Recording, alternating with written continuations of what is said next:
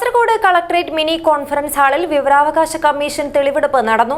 സംസ്ഥാന വിവരാവകാശ commissioner doctor Sonichan P ജോസഫിന്റെ അധ്യക്ഷതയിലായിരുന്നു തെളിവെടുപ്പ്. പരിഗണിച്ച 14 പരാതികളും തീർപ്പാക്കി. Bindu jewellery Kasargod gold, diamond, birthstone, silver 100% BIS 916 hallmark gold.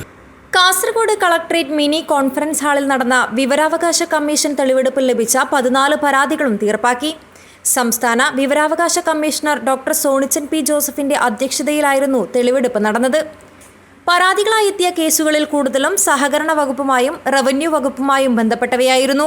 സഹകരണ വകുപ്പുമായിട്ട് ബന്ധപ്പെട്ട ചില പരാതികളിലെ ഒരു പ്രശ്നം എന്ന് പറഞ്ഞാൽ പ്രാഥമിക സഹകരണ സംഘങ്ങളുമായിട്ട് ബന്ധപ്പെട്ട 1-2 പരാതികളുണ്ടായിരുന്നു. അങ്ങനെയുള്ള പരാതി തലപ്പുലം ബാങ്ക്, അതായത് കോട്ടയം ജില്ലയിലെ ഒരു ബാങ്ക് സുപ്രീം കോടതിയിൽ പോയ ഒരു കേസുമായിട്ട് ബന്ധപ്പെട്ട് ബാങ്കുകൾക്ക് അനുകൂലമായിട്ട് സുപ്രീം കോടതി ഒരു വിധിയുണ്ട്. അതനുസരിച്ച് പ്രാഥമിക സഹകരണ സംഘങ്ങളെ വിവരാവകാശ നിയമത്തിൻ്റെ പരിധിയിൽ നിന്നും ആ വിധി പ്രകാരം മാറ്റി നിർത്തിയിരിക്കുകയാണ്. അങ്ങനെയുള്ള 1-2 കേസുകൾ ഇന്ന് അങ്ങനെ തീർപ്പാക്കേണ്ടതായിട്ട് വന്നു.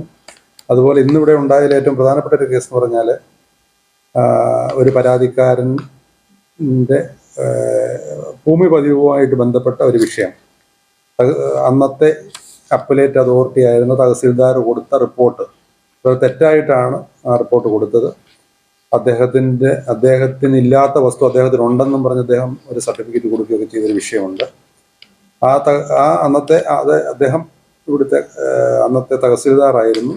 അദ്ദേഹം ഹാജരായില്ല എന്ന് അദ്ദേഹത്തിന് നോട്ടീസ് അയക്കാനും ഇത് സംബന്ധിച്ച് അദ്ദേഹത്തിനെതിരെ, അതായത് തെറ്റായ റിപ്പോർട്ട് നൽകിയ അന്നത്തെ അപ്പലേറ്റ് അതോറിറ്റിക്കെതിരെ നടപടി സ്വീകരിക്കാനും കമ്മീഷൻ തീരുമാനിച്ചിട്ടുണ്ട്.